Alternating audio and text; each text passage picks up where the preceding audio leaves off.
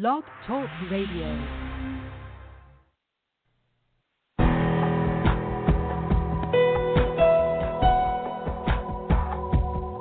Welcome to our program on Kardec Radio.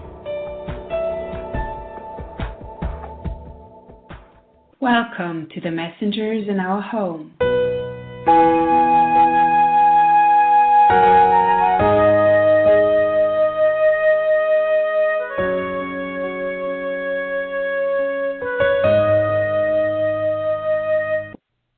Dear Kardec Radio listeners, welcome to the messengers in our home. Tonight with chapter 34, a workshop of Nosso. So finally, Andrew and Aniceto and the others arrived on the earth, and they're looking for a resting pose. So we're gonna start learning about how the good spirits actually help us here on earth and what they need to be able to do so. So stay tuned, very exciting chapter ahead of us, and rest of the book for that matter. Hello, Mackenzie. Hi, Francisca. Hello, everyone.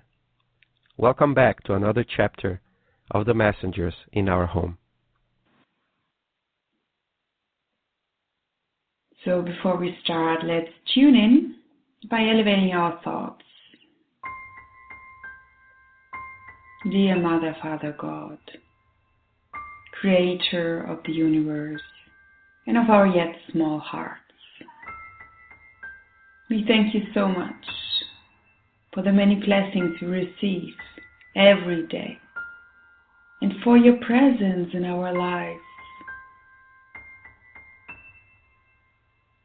And we ask you to please help us see your presence in our lives, feel your presence in our lives, and to learn to stay strong in times of difficulty. To remember that the spiritual values are above everything else, and that our aim here is to progress morally and intellectually. That the material things are passing by, and we won't take them to the spiritual world. So, dear God, in this special chapter tonight, we ask you to encourage ourselves and to help us so that our homes may as well become workshops of the good spirits who are working here, helping us on earth. And with your permission, we now would like to start our meeting. So be it. So, now we're ready. Here's the reading of chapter 34. Enjoy.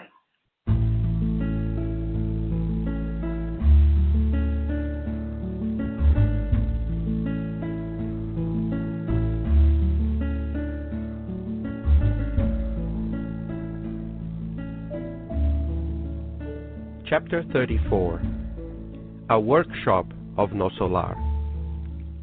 Between 6 and 7 p.m., we arrived at a simple house in a modest neighborhood. On our long trek through the busy streets, I had been amazed by scenes that were completely new to me. I noticed the presence of many low-order discarnates following closely behind various pedestrians or attached to them in a strange embrace. Many were hanging from vehicles, and others were watching us from distant balconies. Still others wandered the streets in groups, forming veritable dark clouds that seemed to have fallen suddenly to the ground. I was frightened. I hadn't seen such things on previous excursions to the physical realm. Aniceto explained that the help we had received in the magnetic aid chamber to intensify our visual power had been quite useful. We were on an endeavor of active observation intended for our learning experience. Still, I could not conceal my amazement. The shadows followed one after the other, and I can assure you that, although they were invisible to the ordinary person, of course, the number of low-order spirits was no fewer than the number of incarnates continuously walking to and fro, up and down the streets. The serenity of Nosso Lar's environment did not exist there, nor did the relative calm of the Campo da Paz aid station. Unexpected fears settled in my soul, and unpleasant inner disturbances assaulted my heart, and I had no idea where they were coming from. I had the distinct impression that we were submerged in an ocean of very different vibrations, where breathing was somewhat difficult. Our instructor explained that with time our powers of resistance would expand, and that the uncomfortable sensations we were experiencing were because it was the first time that we had descended to the environment of the earth for the purpose of a more intense analysis. He told us to remain upbeat and, above all, to conserve our mental strength in the face of any disconcerting scenes that might confront us unexpectedly. In order for assistance to be effective, he exclaimed, ongoing education is required. It wouldn't be possible to help anyone if we were tied down by weaknesses of any kind. Aniseto's advice calmed our astonished and uneasy souls, and I did everything I could to adjust to his reminders, especially because he stated that many fellow spirits postponed worthy accomplishments because of unjustifiable fears. The very humble-looking residence we were now approaching gave me a warm feeling of comfort. It was beautifully illuminated by bright spiritual light, which reminded me very much of our city so far away. I was very surprised to see our guide hesitate. Noticing our wonder, Aniceto pointed to the poor house and said, "This will be our shelter. It is a sort of workshop, an auxiliary of Nosso Lar." I was gripped by a profound astonishment, but I had no chance for questions. I had to keep up with our instructor as he headed for the tiny house. We approached the garden that surrounded it, and I was astonished at seeing that numerous fellow spirits were in the window, waving at us happily. What could all of this mean? I had visited my hometown and former residence on occasion, but I had never seen anything like this. Aniceto understood my perplexity and explained, "Those are spirit workers who have taken up lodging in this tent of love." A very pleasant and welcoming gentleman opened the door to us. Another unexpected detail. Nothing like this had ever happened when I had gone back to my former home. Its closed doors were not an obstacle to me.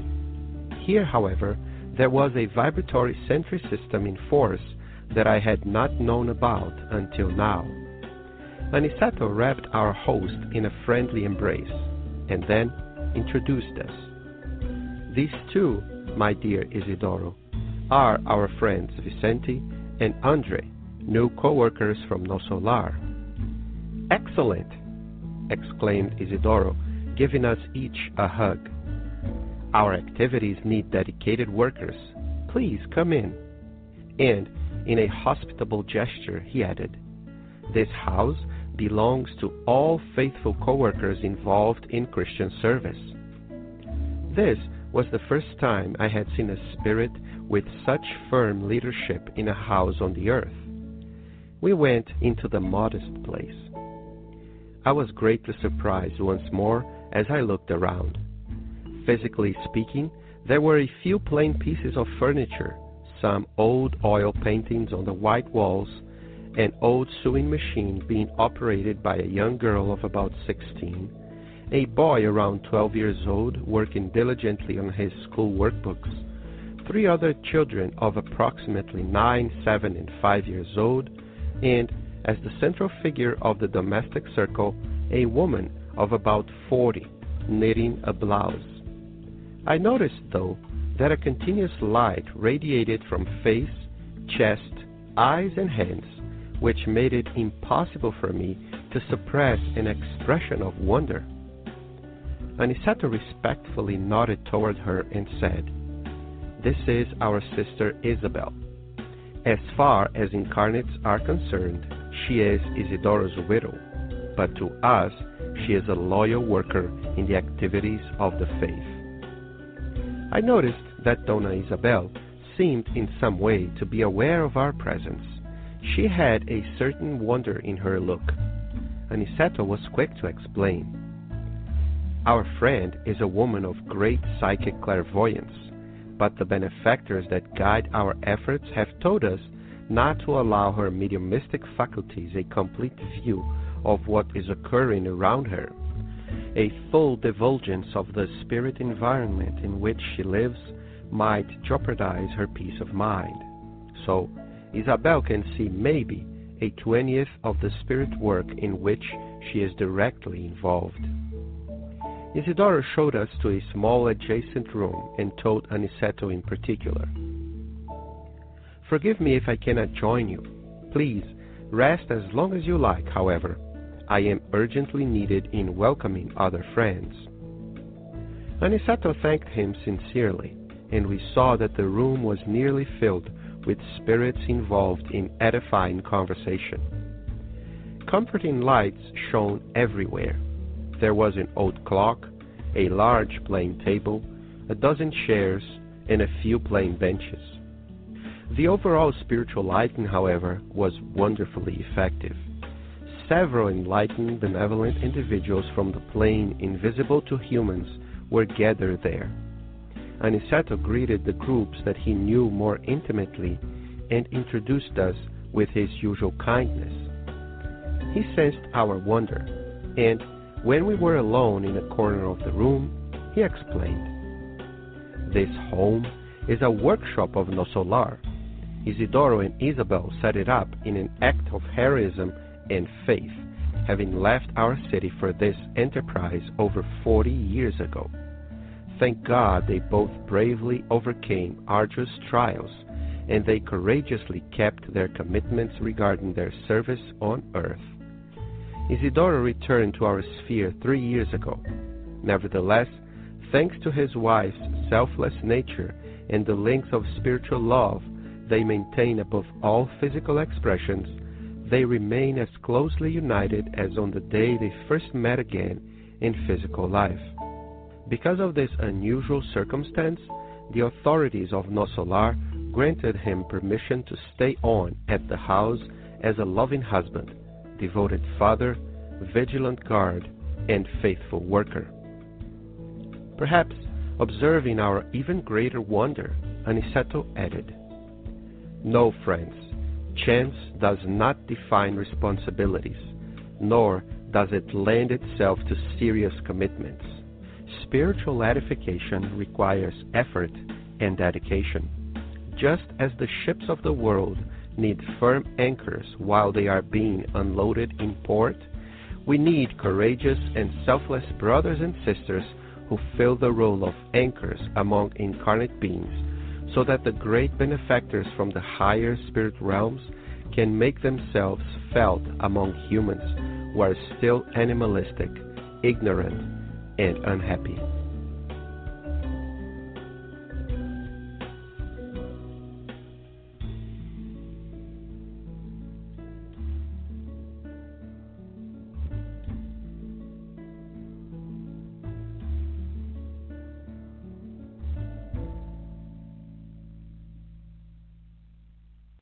Tonight we're talking about Chapter 34, A Workshop of Nosso.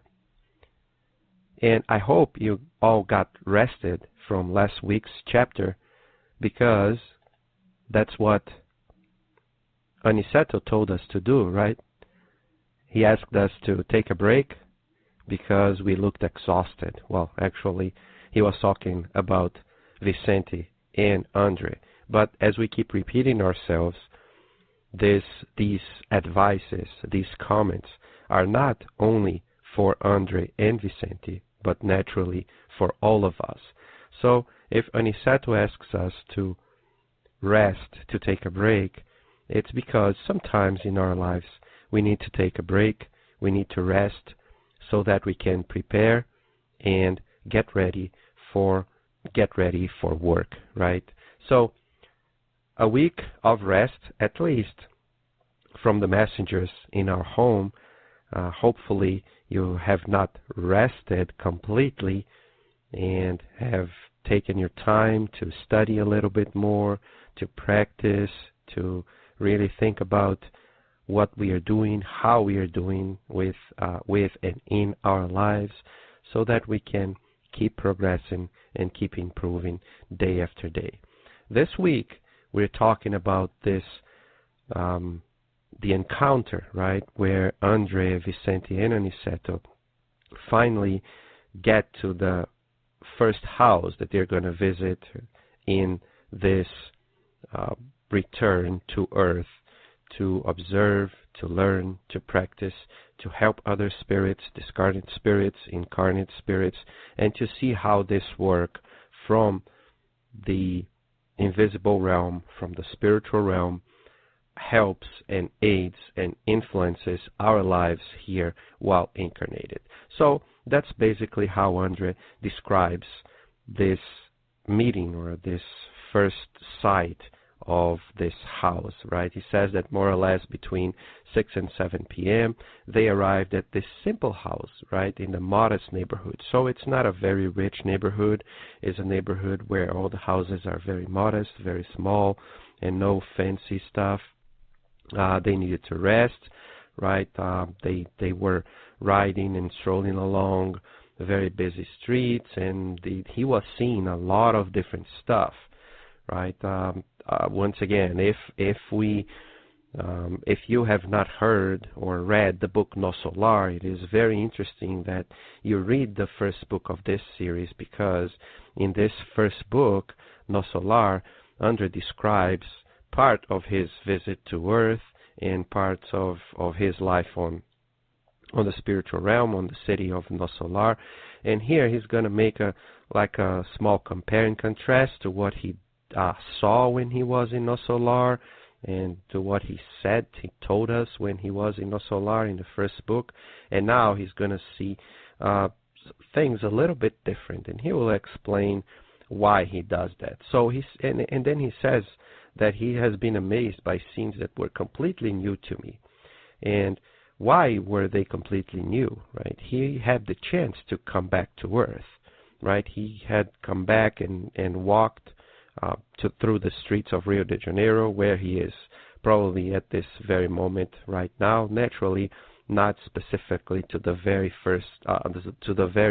same place, but well, he was a dweller, right, in Rio de Janeiro, so he might have seen parts of these streets or parts of these neighborhoods when he was incarnated.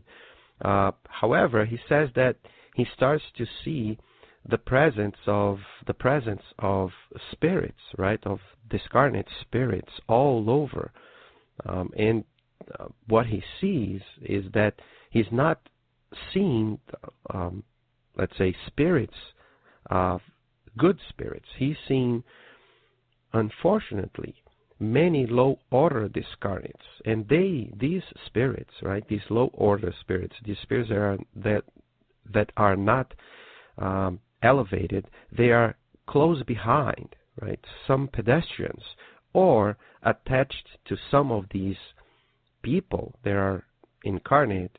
These spirits are embracing those.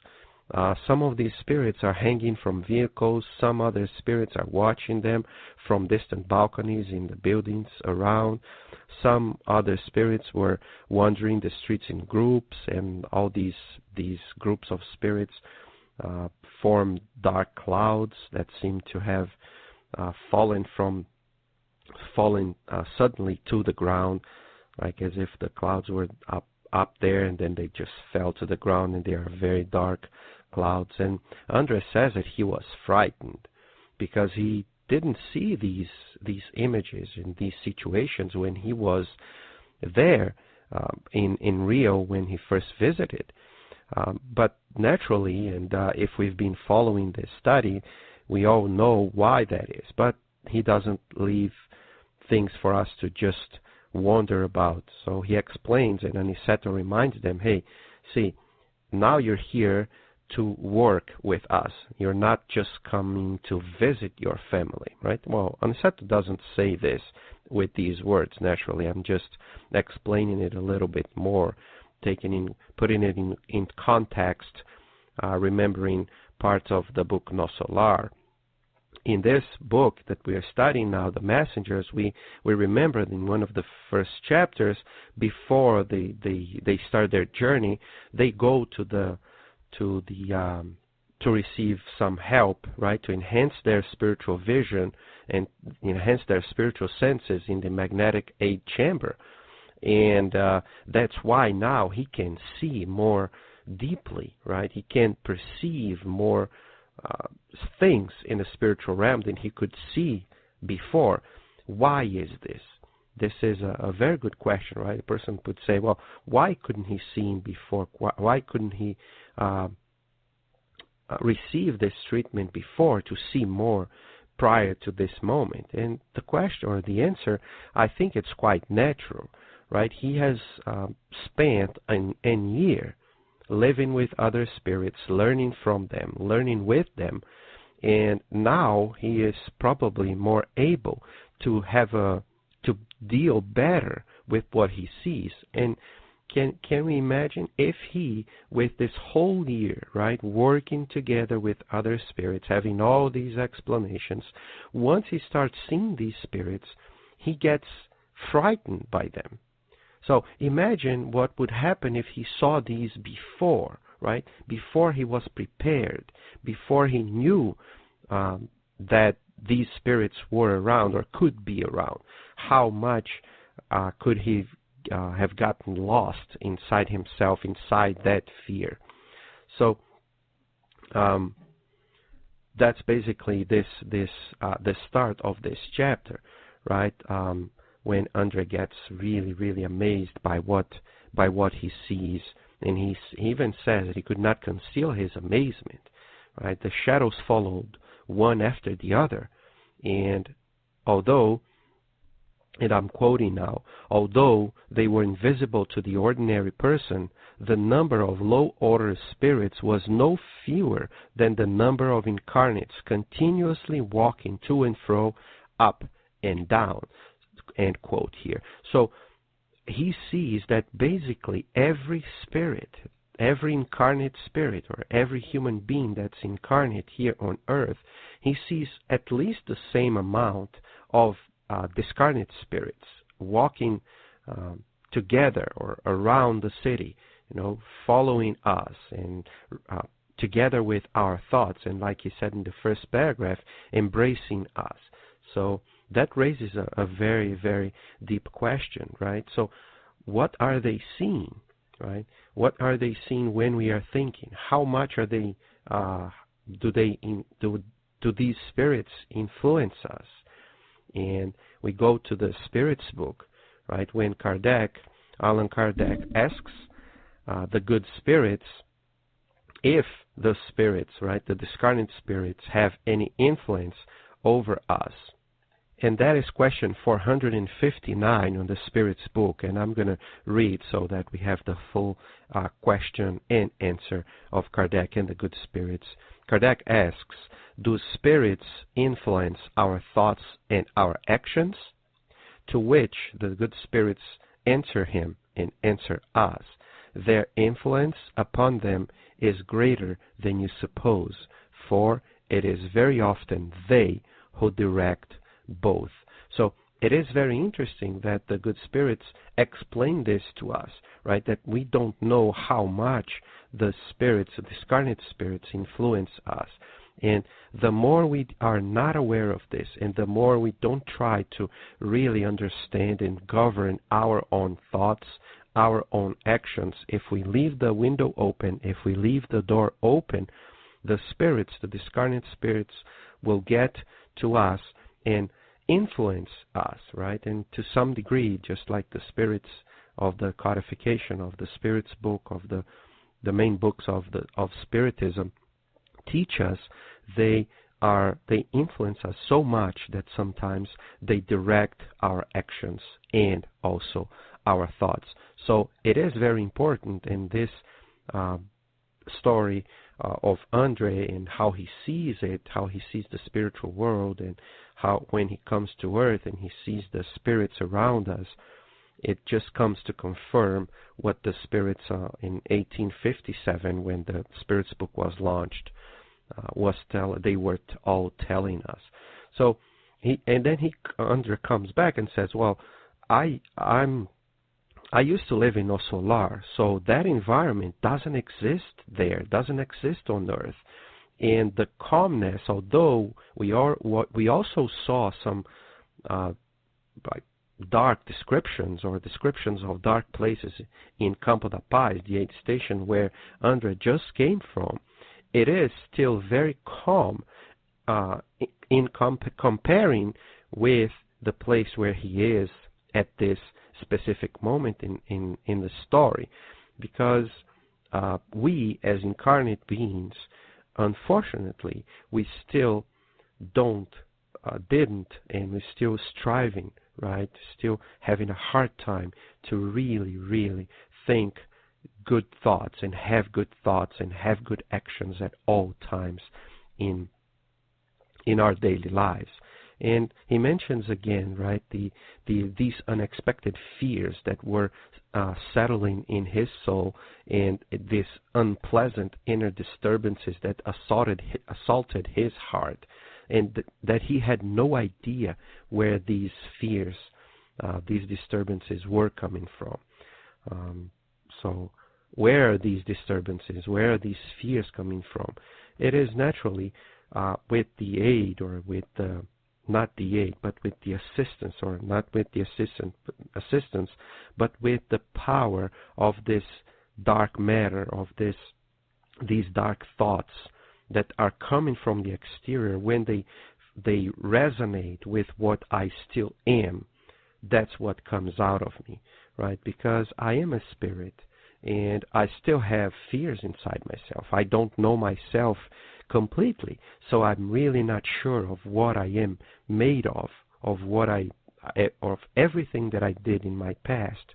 And because of that, when these dark thoughts, these dark energies come from the environment where I am, from within, these feelings start to emerge once again.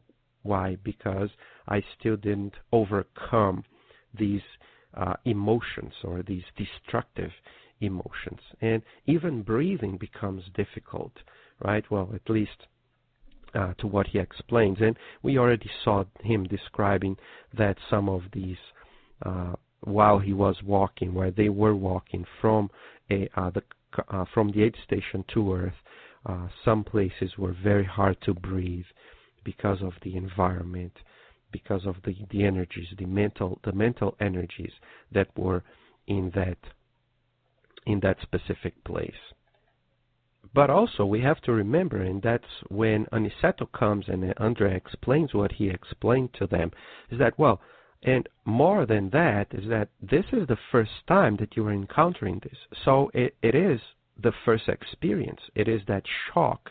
And you have to keep going and keep practicing. So first time is hard, second time is still hard, then you rest, and then you come back and do some more work, and then you get used, right? And once we get used, then it starts to get better, it starts to get easier to some degree.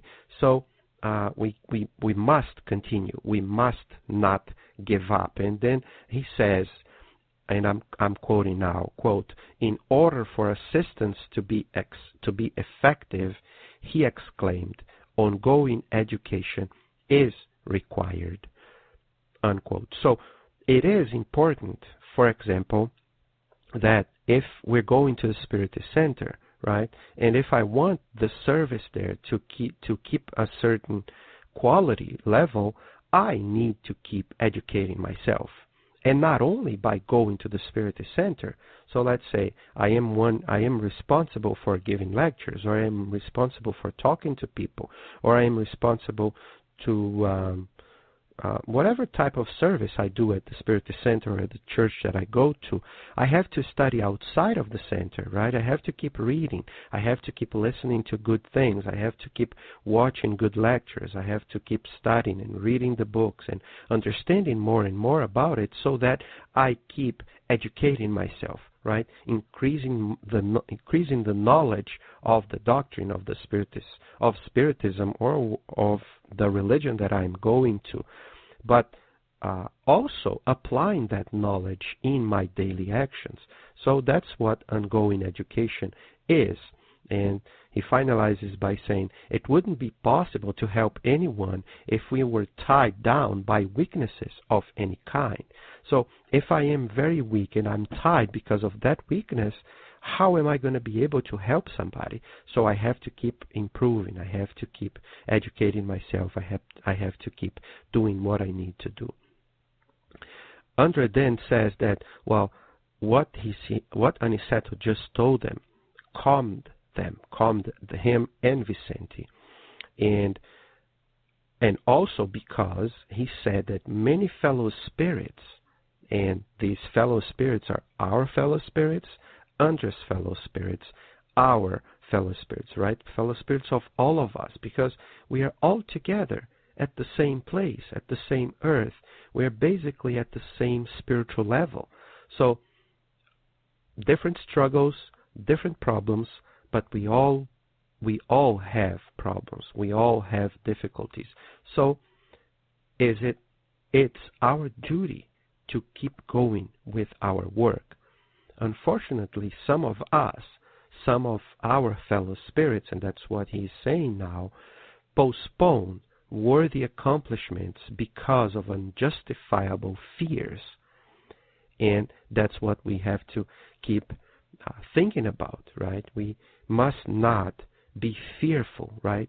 These unjustifiable fears, right? We're not talking about a fear that's real, right? Let's say I don't know how to swim, for example, and then all of a sudden I'm in a situation where I need to swim.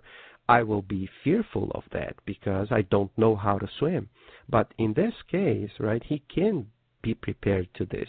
He has a lot of friends around. He has people in whom he can trust, in whom they can trust.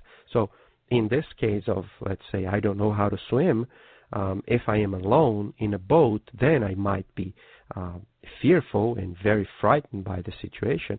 But if I am prepared to go to that situation, if I'm in a boat but I have the lifesaver, right, the life jackets, if I have a man or a woman or a person that can save me if something happens, if I have a friend that can help me in case something bad happens, right? Why be fearful, right? Why allow this fear to dominate ourselves? And to this, I'd like to invite you guys to go back and re-listen if you have the time and if you want to, chapter 42 of the book Nosso, in a program that we made, right? Nosso in our home. You can all go to KardecRadio.com and find there all the list of all the chapters that we discussed in this program. And on chapter 42, which is titled The Governor's Speech, they have probably half of the chapter where they talk a little bit more in more depth about fear and how we should prepare to not have fear, because it can really destroy our confidence in doing what we need to do.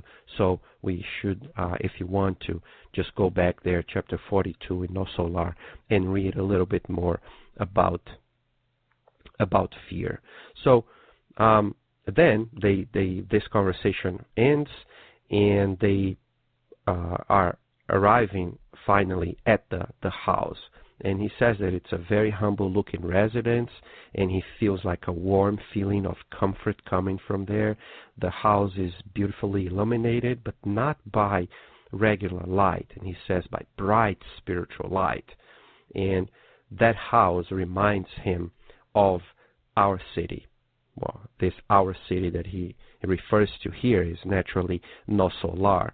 So it is interesting, and the title of the chapter is A Workshop of Nosso. So It's like that place where resembles and where you go from one place to another and you can still feel the same warmth, the same comfort. So Aniceto points to the house and says, well, this will be our shelter. It is a sort of workshop and auxiliary of Nosso Lar. Naturally, Andre is very curious, right? But he doesn't have the chance to ask anything. They just approach the house, and when they approach the house, he sees a lot of spirits, right, on the house or in the house, and they were all happily waving to them, to Andre, Vicente, and Aniceto, who were arriving. And Andre asks again to himself and to us, right, what could all of this mean? He had visited his hometown in his former residence, but he never saw anything like this. Aniceto looks at him and says, well, those are spirit workers who have taken up lodging in this tent of love. So that place, right, that very small house, pay attention to the word that Aniceto uses here. He's not using the word mansion of love, like a huge house of love. No, he's mentioning the tent of love. It is something that can be moved, right? It is something that's not static. It's something that's dynamic, that's not rotten, right? It is something that is in constant movement, right? When we think of a tent, right, we think of going to camping, right? And then that tent is there, and then we can move that tent somewhere else, and we keep walking and wandering, right, and tracking all over, right, to help other people. So that is a workshop. Naturally, is a physical place, but it is very interesting that he uses this word, tent of love. Why didn't Andre see this before? Well, we just explained, but naturally, his house, or the house where they were living, where he was living, was not a house prepared to do this. And we already read the chapter, so we know that Isabel and Isidoro, they were the ones who were working to make that house, to make that place, to make that residence a place of love, a place of help, where they kept it running with love, with prayer, with work, with service at all times. So when they arrive, a very pleasant and welcoming gentleman opened the door to us, and this man is Isidoro. Aniceto presents Isidoro to Vicente and Andre, and presents Andre and Vicente to Isidoro, and Isidoro is very happy, so happy that he comes and gives a hug to each of those, and he says that their activities need dedicated workers, and please come in. They are very, very welcome there. What is interesting in that Andre mentions here, he says something that's different when we compare and contrast with his visit to his house once he was on earth in Nosso Lar. He says that the doors and the walls were presented no problem to him. He could come and go, enter, go in and out without problem. But in this house, there was as if there was a protection. He uses the word, there was the expression, there was a vibratory sentry system in force that he didn't know about it until now. What is this?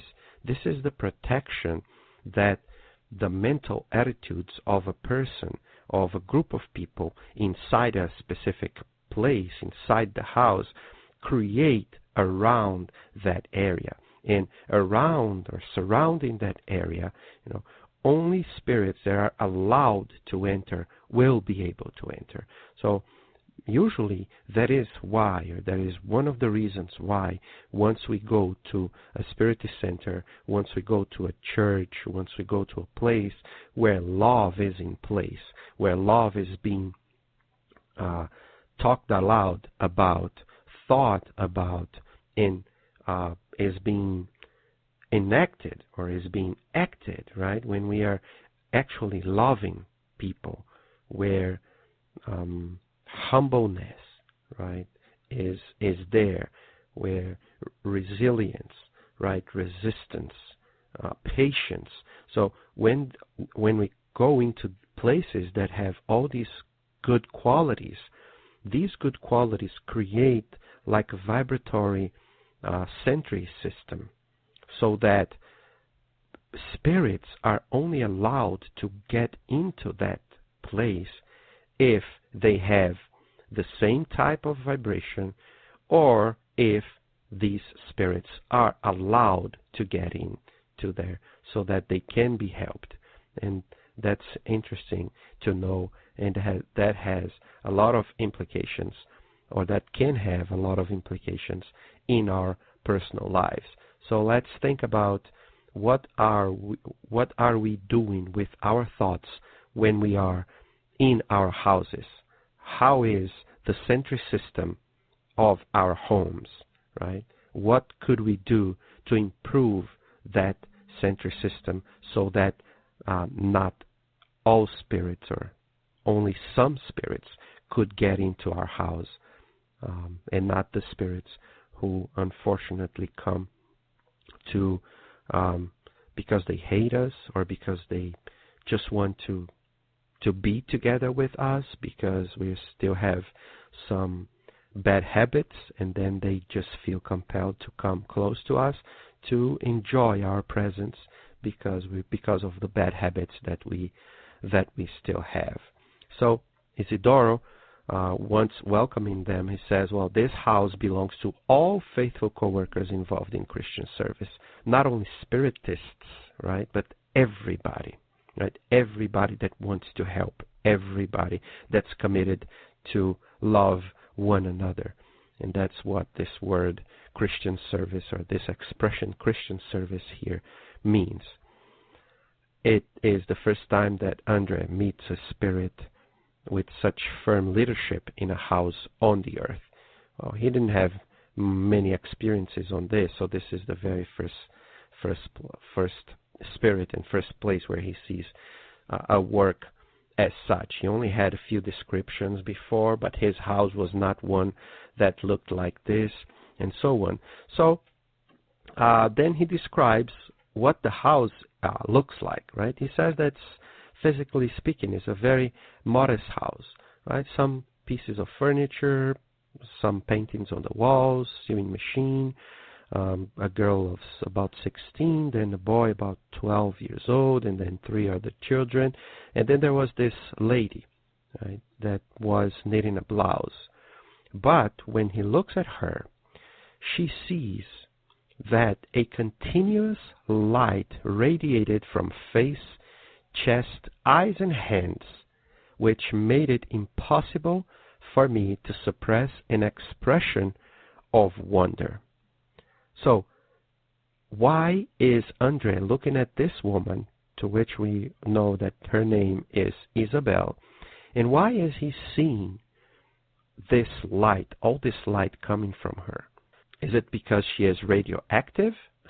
Naturally, it's not because she is radioactive, right? It is because of what she does, of how she thinks, of what she speaks about, on how she behaves, what types of services she is able and she does on her daily lives, correct? So all this light that Andre is seeing that he couldn't see before, as we already said, now he can see the light coming from this lady. Niceto calls her Sister Isabel, and she explains, well, he explains that Isabel is Isidoro's widow. Well, people on earth look at her and say that she is Isidoro's widow. But to us, the discarnate ones who are here looking at her, she is a loyal worker in the activities of the faith. So she is a loyal servant of Christ, independently of the religion that she follows or that she professes. And it's interesting that because she has a little bit of mediumship, Aniceto says that Isabel can feel the presence of the spirits there. But she cannot see the whole picture. She cannot see everything that's happening there. Why? And Aniceto explains, a full divulgence of the spirit environment in which she lives might jeopardize her peace of mind. So she only sees 1/20 of what happens there. So let's divide the day, let's say, in 20 pieces, right? Let's say, well, to make it easier, let's say it's 24, right? So 24 hours a day, she would only be able to see 1 hour of service the whole day. So it means that she sees a little bit, but she doesn't see everything. Why? Because it could jeopardize her peace of mind. She has so many stuff and so much stuff already to care about in the physical realm. If she could see everything on the spiritual realm too, they know that she couldn't take it. So she was only allowed to see part of her, of what was going on inside her house. But even so, she was a very faithful and loyal servant, right? And because of that, she could, in the house, right, the residence, the tent, was called a tent of love. Not because she had a name, not because she was called Isabel, or because she was tall, or because she was small, or because she was from this side of town or from that side of town. No, it's not exterior. It's something from the inside. She chose, and she was not one of those who fell. She was one of those who kept going, even with all difficulties. Can you imagine? She has 5 kids at home. She is a widow. Can we imagine how tough it might have been for her once Isidoro died? And Aniceto says later that Isidoro died about 3 years before that time. So it has been 3 years already. So they were building this family and this place together. But now he's gone. She probably needs to do a lot of stuff. Maybe that's even why the oldest one, the 16-year-old, is doing some work, maybe to help with the debts and everything that they need to buy to maintain the house, right? So it must have been really tough. Don't we all go through difficulties like this? Of course, every family is different. Some of us have 2 daughters. Some of us have 4. Some of us have only 1. Some of us have no daughters, no sons. But it doesn't mean that we don't have other issues, that we don't have other problems. However, any kind of difficulties, any kind of problems that we have, they are there for us to look at them and say, hey, I need to go through this. I built my own inner temple, and now with everything that I put inside that temple, I need to live with that. So if I'm in this situation, I built it from the past. So let's get through this, but let's not allow ourselves to stop and not do the kind of spiritual work that we need to keep doing. So she can only see like 1/20th, as he says, and as I was making a comment, but she keeps working. She keeps doing what she needs to do. Then comes Isidoro and says, well, you can stay there. I cannot be here right now. I have to run some errands. I need to welcome other people that are arriving here. So they are alone now. Let's say Aniceto, Vicente, and Andre. They go to different places of the house. And then Andre keeps describing the place, the old clock, a large plain table, some chairs, a few plain benches. And so after Isidoro leaves, right, they keep going and they keep finding and meeting new groups of people. Some of the groups that were already known by Aniceto there, and Aniceto introduces these spirits to Andre and Vicente and introduces Vicente and Andre to these groups of spirits. Well, this is a regular gathering, right? If I'm going to a spirit center, if I'm going to a different church, it is natural that some people would come and greet us, meet us, introduce us to other friends, say their names, and so on. It's a regular meeting. However, we have to remember that, as Andre keeps repeating and was repeating in a few chapters, it is a different type of meeting, because it doesn't have that. Sometimes, unfortunately, still today, and still happens with us, this hypocrisy, right, or that kind of attitude that it's more external than really internal. So it's more in external happiness than an inner joy of really finding somebody who serves the Christ and who serves the good, as these spirits were doing and are doing at the spirit centers, at the churches, at these workshops, as we are being presented right now. So they keep going.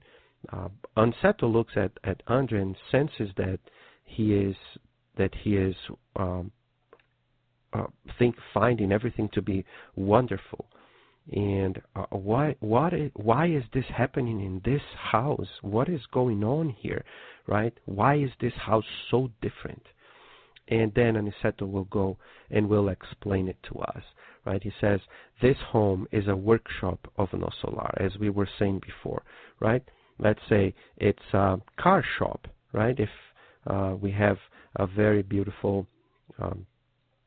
dealer, right, that sells beautiful cars, and then they have the car shop back there to help keep the cars, maintain the cars that come to the store.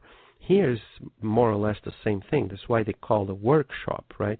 It's a place where we can bring spirits to be treated, because that place is well equipped to treat spirits. What kind of equipment? The equipment that are generated by the power of love. But we're going to talk more about this in the chapters that will follow. And then he says that Isidoro and Isabel set up this house, this tent, in an act of heroism and faith, right? When they left Nosso to come to Earth over 40 years ago. So 40 years prior to that date where they are meeting there, they were born, and then now they are taking care of this house. They built the house, they built the family, and now they are running it. Naturally, Isidoro already died, already discarnated. But he is, because of this, because of what he was able to do when he was incarnated, because he really did what he was meant to do, what he was set out to do by himself. He said, I'm going to do this, and because he did it up to the end of his days in life, once he died, he was able to go back to that same house and have the permission by the authorities of Nosso to live together with the family, to stay at the house as a loving husband, as a devoted father, vigilant guard, and faithful workers. So once some people ask us, what happens if a person of my family died? Well, sometimes, depending on how that spirit was when he was incarnated, maybe that spirit will have the opportunity and will have the chance and will be granted the right to go back and be there on that house to help the ones who he or she loves. Right? So it is interesting for us to see this as something that can happen to us. If I don't want, even if I know that I'm going to suffer if my wife dies, or if I'm going to suffer if my husband dies, or I'm going to suffer if I die and then I go to the other side and I see my wife crying and my wife suffering, or the other way around, right? Or my daughter or my son, whoever it is, right? If I am one that really love and really put love in my life, in everything that I do, I will be able to visit. I will be able to receive their visit. I will be able to be together, working together, and feeling that love close, right? Sometimes dreaming of them, right? Sometimes the dreams are not just dreams, are real meetings that we have, right? That we saw them, that we can't remember everything, but that dream can and allow us to feel that love once again, to warm up our hearts, to keep going with our struggle, to keep going with our own lives. I wanted to point out that it's interesting, and I always try to do this with the names of the characters, and in this case here we have Isidoro and Isabel, right? Isidoro is a name that was connected to the goddess Isis, right? And the goddess Isis was a goddess of maternity and fertility, right? It was a name given to boys, right? It could be a gift from Isis, but what is interesting here is that, you see, Isidoro is the father probably of those 5 spirits, right, who were there, those the 16-year-old, the 12-year-old, and the other 3 that are smaller or younger, right? So it is interesting that his name has this connection, right? And also, right, maternity, he is there, and he is welcoming a lot of those spirits, right, as if he is really receiving this gift of being able to help, and he is using his days and his minutes and his hours to really help other spirits and to receive these spirits in his house. And Isabel has usually the meaning that means the meaning of being pure, right, being chaste, and it's a good name to represent what she is doing, right, what she is in this specific case. She is faithful, right? She is also a faithful worker. She is loyal to what she chose to do, right? And we remember the mother of John the Baptist, right? The precursor to the Christ, to Jesus, when he was about to be born, when Mary went to visit Isabel, or sometimes Elizabeth in some translations, which is basically the same name from Hebrew. And Isabel receives, it gives birth to John the Baptist. Mary gives birth to Jesus. They probably live together. And Isabel is that woman who says, blessed be you, Mary, because you're going to be the mother of Jesus, the mother of our Savior. And so Isabel brings us this idea of being consecrated by God, and by using her power, using her energy to really make what needs to be done, or to do what needs to be done. And what she's doing in this house, loving and loving and loving. And we're going to see more of what she does later on. To which Aniceto comes and finalizes our chapter as we are about to wrap up our conversation for tonight, when Aniceto says that, hey, Andre, I know what you're thinking. He doesn't say that, right? I'm just putting some words here in Aniceto's mouth. He says, well, this is not by chance, Andre and Vicente. Look, this is not just, I'm going to choose this house and I'm going to do this. No, this is not a choice. This is not by chance, right? Chance does not define responsibilities. Spiritual edification requires effort and dedication. So the same way that if I want to be a judge, I need to study my whole life, and after I get my diploma, after I get my degree, if I want to keep being a good judge, studying never stops. Spiritual edification requires effort and dedication.